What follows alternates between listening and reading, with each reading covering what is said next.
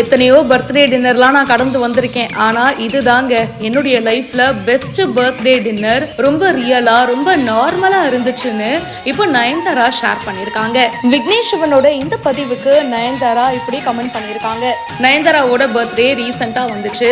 So பர்த்டேக்கு வந்து பாத்தீங்கன்னா விக்னேஷ் சிவனும் நயன்தாராவும் டெல்லியில இருக்கிற ஒரு சாதாரண ஹோட்டலுக்கு போயிருக்காங்க. அந்த ஹோட்டல் வந்து ரொம்ப ஃபேமஸ் போல இருக்கு. கியூல ஒரு அரை மணி நேரம் வெயிட் பண்ணிருக்காங்க. வெயிட் பண்ணதுக்கு அப்புறமா உள்ள ஒரு சென்டர் டேபிள் வந்து நயனுக்கும் விக்னேஷ் சிவனுக்கும் கொடுக்கப்பட்டிருக்கு. அதுக்கப்புறம் அங்க ஃபுட் ஆர்டர் பண்ணி 2 பேரும் ஜாலியா கதை பேசிட்டே சாப்பிட்டுருக்காங்க.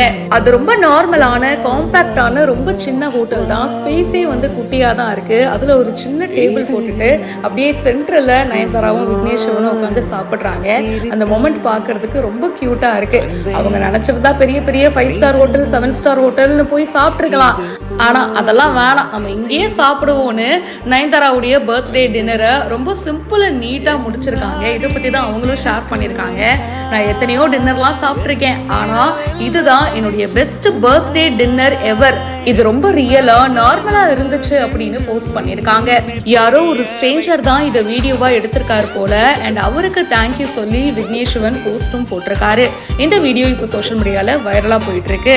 கப்புள் கோல்ஸ் அப்படின்னு சொல்லி நிறைய பேர் இதை ஷேர் பண்ணிட்டும் இருக்காங்க. இதை பத்தி உங்களுடைய கருத்து என்ன? கமெண்ட் பாக்ஸ்ல மறக்காம சொல்லுங்க.